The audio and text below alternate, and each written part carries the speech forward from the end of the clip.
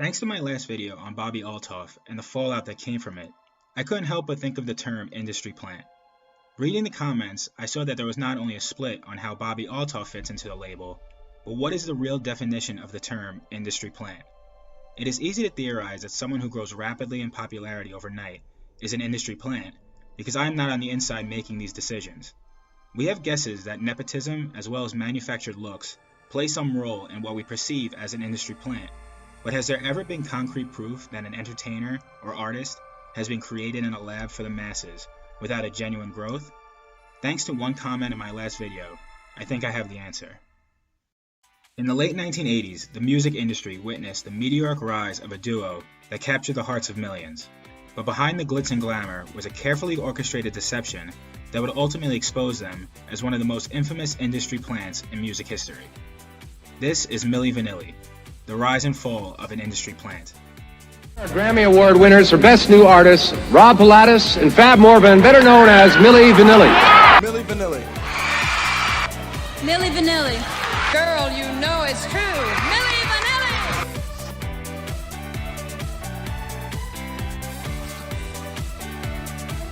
One of the biggest con jobs in rock and roll history.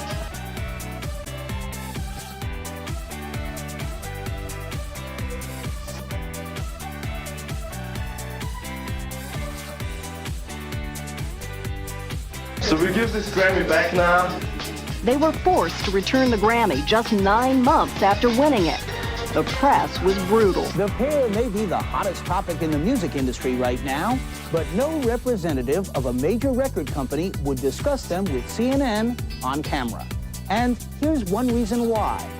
Sources tell us Milli Vanilli are not the only imposters in town. In 1987, German music producer Frank Farian had the idea of creating a new musical project that combined catchy dance pop songs with stylish and visually appealing performers. Farian had already achieved a lot of success in the music industry, including creating and producing the band Boney M, best known for their song Rasputin, which became a huge hit in 1978 and is still sampled in music to this day. Even with this success, Farian wanted to find something different than what he was used to usher in the 90s. To bring his vision to life, Frank Farian held auditions to find suitable frontmen for the project. During the audition process, he discovered Fabrice Fab Morvan and Rob Pilatus. Fab Morvan was a talented, inspiring model from France, while Robert Pilatus was a skilled dancer and aspiring rapper from Germany. They were previously a duo with little success, but started making a name for themselves due to their exciting live performances. Impressed by their looks, charisma, and stage presence, Farian chose Fab and Rob to become the public faces of the music project. He named the duo Milli Vanilli after Farian's girlfriend's nickname at the time, Milli, and the Vanilli was added to sound more like the popular band at the time, Scritti Politti. Now besides the ridiculous name, this is where the controversy begins. Frank Farian took on the role of producer for Milli Vanilli's music. This is where he decided to create the duo in its complete image and desired sound. While Fab and Rob wanted to be entertainers, Farian wanted control of who was actually singing the music, and he did not want that to be Fab and Rob. Fab and Rob were chosen more for their looks and stage presence rather than for their singing abilities. Farian knew that having attractive frontmen who could dance and perform well was crucial for creating a visually appealing package that could appeal to a wide audience. He believed that the combination of the duo's image and the catchy music from real professional singers would be a recipe for commercial success. Farian hired session singers including Charles Shaw and John Davis to record the vocals for the songs. Meanwhile, Fab and Rob underwent intensive dance and performance training to prepare for the live shows. In 1988, Milli Vanilli released their debut album titled All or Nothing in Europe. The album featured catchy dance pop and R&B tracks, including their breakthrough single, Girl You Know It's True. The song became an instant hit and helped propel the duo to international fame. Milli Vanilli's popularity skyrocketed in 1989 with the release of their US debut album, repackaged as Girl You Know It's True. The album achieved massive success and produced several hit singles, earning the duo widespread recognition and accolades. Yet, as we have seen with multiple entertainers recently, including Bobby Altoff, as Milli Vanilli's fame grew, so did the rumors about whether Fab and Rob were being propelled forward without the actual talent that matched the level of their success and accolades. Apart from jealousy, which many people attribute to the labeling of industry plants nowadays, several valid factors played a role in the emergence of these rumors. One of the primary reasons for the rumors was a notable disparity between Milli Vanilli's studio recordings and their live performances. During live shows, Fab and Rob were often seen lip-syncing, and their performances did not match the polished vocals heard on the album. Also, the album's liner notes did not credit Fab and Rob as the vocalist. Instead, it mentioned that the vocals were performed by Milli Vanilli. This vague attribution raised suspicions among some music enthusiasts and critics who questioned who the real singers were. It didn't help either that Milli Vanilli rarely gave interviews during their rise to fame, and this created a sense of mystery around the duo. The media and fans had limited access to them, leading to speculation, and as the rumors continued to gain traction, the media started to investigate the authenticity of Milli Vanilli's vocals. Rumors are just rumors. As I've said in the comments on my Bobby Altov video, it is difficult to actually find legitimate proof of an industry plant, because A, I'm not the head of some major media conglomerate that would have access to this information, and B, it's not like I can just go up and ask the person, hey you goof, are you an industry plant? But the main reason I wanted to make this video was not because Milli Vanilli was the most popular industry plant, but was literally the best example of an industry plant that was proven to be one, and was by accident in front of millions of people. This reveal took place on July 21, 1989, during the duo's performance at the Club MTV concert held at a lake theme park in Bristol, Connecticut. The event was a televised concert that featured various artists, and Milli Vanilli was one of the acts scheduled to perform. During their performance of the song Girl You Know It's True, a technical glitch caused the backing track to skip, repeating the same line over and over. And this is true. Fab and Rob were caught off guard and unable to continue lip-syncing with the malfunctioning track. The glitch was evident to the live audience and the viewers watching the concert on MTV. This incident raised even more suspicions and became a focal point in the rumors surrounding Milli Vanilli's authenticity as vocalist.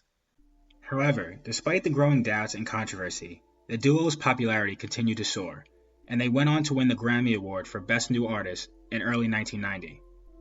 It was not until later in 1990, after winning the Grammy, that the lip-syncing scandal reached its peak. In November 1990, Frank Farian, the producer of Milli Vanilli, with mounting pressure and evidence against them, publicly admitted that Fab and Rob did not sing on their albums, and the real vocals were performed by other singers. This revelation resulted in their Grammy Award being revoked and a significant backlash from the fans and the media. Milli Vanilli was sued for fraud in the aftermath of the lip-syncing scandal. The revelation that Fab and Rob did not sing on their albums and that the vocals were performed by session singers led to widespread outrage and a loss of trust among their fans and the music industry. Numerous lawsuits were filed against Milli Vanilli and their record label, Arista Records, on the grounds of consumer fraud and deceptive trade practices. The lawsuits alleged that the duo had intentionally deceived the public by lip-syncing to pre-recorded vocals and presenting themselves as the singers of the songs. Fab and Rob, along with their management and record label executives, reached a settlement in the class action lawsuit. The settlement allowed anyone who had purchased Milli Vanilli's music or concert tickets to claim a refund, but only in the state of Ohio. Also, the refund was for a small percentage of the total cost of either a single, cassette, vinyl album, and with their biggest refund being for a ticket to a live performance from the duo, being 5% of the ticket cost, not to exceed $2.50. That is gross how bad ticket prices have changed, but I digress. The scandal and the subsequent lawsuits had a severe impact on Milli Vanilli's career and reputation. Following the scandal, Milli Vanilli's career quickly unraveled. They attempted to record new music and make a comeback under the name Rob and Fab, but their efforts were met with little success. On April 2, 1998, Robert Pilatus was found dead in a hotel room in Frankfurt, Germany, due to an alleged accidental drug overdose. His death marked the end of Milli Vanilli's story. Despite the scandal, Milli Vanilli's story remains a cautionary tale in the music industry, highlighting the importance of authenticity and integrity. I don't necessarily blame Rob and Fab as the people involved, but rather the entire industry, mainly because this cautionary tale seemingly has not been followed. While Milli Vanilli became a commercial success and won awards, their rise to fame was orchestrated by the music industry and did not reflect the traditional path of artists who gained popularity through their own talent and hard work. This aspect of their story aligns with the concept of an industry plant. It seems that the industry has just gotten smarter with who they push to success. They are not as blatant as they were with Milli Vanilli. If someone today were shown to be lip-syncing their music, they wouldn't win a Grammy a few months later. Or maybe they would. If a Milli Vanilli controversy were to happen today, the singer or group would likely just fall off into obscurity, and the industry would move on to another project. It's strange to me that things like this continuously happen, but it's more of a who actually gives a shit lie, rather than a real malicious deception that most conspiracy theories come with. Drawing a comparison between an industry plant conspiracy and an assassination of a president conspiracy is undeniably absurd, but that doesn't mean deception should not be called out when we see it, no matter the context. The Milli Vanilli story serves as a stark reminder of the fine line between success and deception in the music industry. The allure of fame and fortune can sometimes lead to compromises that erode the very foundation of authenticity. That was Milli Vanilli, the industry plant that inadvertently exposed the perils of deception in the pursuit of fame.